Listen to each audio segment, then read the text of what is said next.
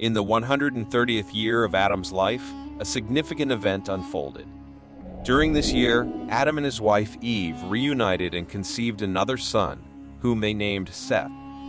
This event mirrored the biblical account found in the Book of Genesis. Eve recognized Seth as a replacement for Abel, who had been tragically killed by Cain. Seth, in his turn, lived for 105 years before he fathered a son. This son was named Enosh, and his birth marked a crucial shift in the behavior of humanity. Seth, reflecting on the times, observed that the sons of men were multiplying and populating the earth as per God's command to Adam. However, these sons of men were not adhering to God's teachings, as they had begun to engage in transgressions and rebellious acts against the Lord. They were even turning to the worship of false gods, crafting idols from materials like brass, iron, wood, and stone. This deviation from the path set by God filled him with anger and disappointment.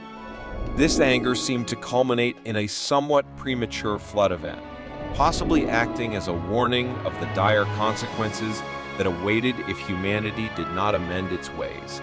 These men's wickedness became so pronounced that God sent forth the rivers of Gihon to inundate and consume a portion of mankind. Although this event didn't affect the entire world like the flood of Noah's time. However, the flood did not lead to a permanent transformation of the sons of men. Despite facing this divine punishment, they did not turn away from their sinful behaviors. The flood, instead of prompting a lasting change, only marked a temporary pause in their wrongdoing. Following the flood, the Lord caused the earth's soil to dry up, rendering it unfruitful for sowing and reaping. In this context, it is noteworthy that the Book of Jasher portrays God as initially showing restraint in response to the sons of men's wickedness, perhaps indicating his desire for them to mend their ways without direct intervention. Nonetheless, the sons of men continued to stray from the right path, leading to further divine anger and punitive measures. As the narrative progresses, the focus shifts to the lineage of Cainan, Seth's grandson. Cainan emerged as a wise leader who sought to guide humanity out of darkness and into the light. He understood that God's forgiveness for the sons of men's transgressions was unlikely, and he foresaw a flood in the future. To preserve this knowledge, Cainan inscribed the foreseen events on stone tablets and safeguarded them. Cainan had 3 sons and 2 daughters, each contributing to the unfolding events. The story delves into Lamech, the son of Methuselah, and his marital connections with Canaan's descendants. Lamech took 2 wives, Adah and Zillah. Adah gave birth to 2 sons, Jabal and Jubal, while Zillah, who was initially barren, eventually conceived and bore a son named Tubal-Cain. As the story draws to a close, Zillah's experiences underline the theme of divine grace and unexpected blessings. Despite her age and having previously consumed a concoction to prevent pregnancy, Zillah miraculously conceived and delivered a son named Tubal-Cain. This event symbolized the power of the Almighty Lord to bring forth life, even from the most unlikely circumstances. Grateful for this blessing, Zillah conceived once again, this time giving birth to a daughter named Naamah. Analyzing the narrative in the Book of Jasher compared to the biblical Genesis, several divergences become evident. The Book of Jasher emphasizes God's anger and judgment more prominently, showcasing an earlier flood event and detailing the extent of human transgressions. In those days, a dire situation unfolded. A famine swept the land, causing great suffering among the sons of men. The earth yielded no harvest. Neither sowing nor reaping occurred, leading to a severe scarcity of food. The seeds planted in the ground transformed into thorns, thistles, and briars, reflecting the harshness of the circumstances. This aspect of the Book of Jasher is particularly intriguing, as it not only fills the gaps left by the Bible, but also accentuates the struggle between humanity and God.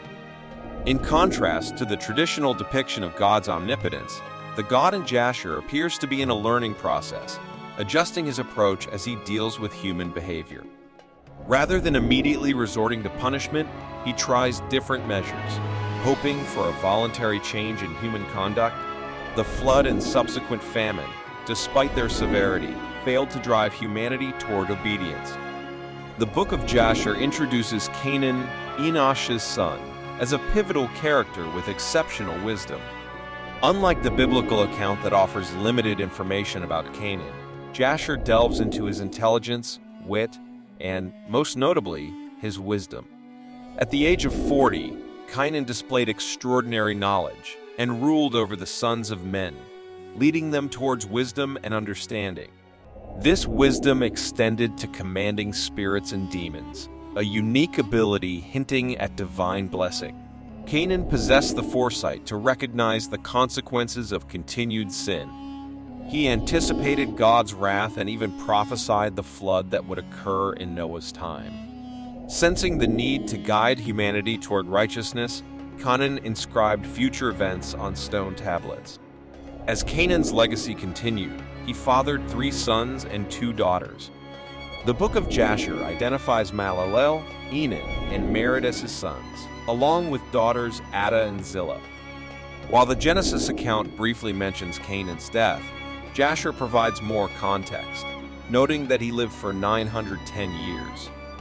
The narrative shifts to Lamech, Methuselah's son, who married Adah and Zillah, thus becoming linked to Canaan's lineage. Adah bore Lamech 2 sons, Jabal, associated with cattle herding, and Jubal, known for his musical expertise. Zillah, however, initially struggled with barrenness. A distinct difference between the Book of Jasher and the Genesis account lies in Zillah's infertility. Jasher explains that her barrenness resulted from consuming a poisonous concoction orchestrated by the sons of men. These men had deviated even further from God's path, encouraging women to ingest the concoction to prevent childbirth. This innovation contradicted God's command to multiply and populate the earth. Zillah, influenced by societal pressures, consumed the concoction along with the other women, rendering her barren. The Book of Jasher emphasizes her plight, revealing the manipulation and mistreatment faced by women during this era. Later, God intervened, blessing Zillah with the ability to conceive. She gave birth to Tubal-Cain and subsequently to a daughter named Naamah. This account diverges significantly from the Genesis narrative, providing a unique perspective on the challenges and dynamics of this period. If you found this video enjoyable, please consider liking and sharing it. Additionally, subscribing to this channel will ensure that you receive more updates in the future. Thank you.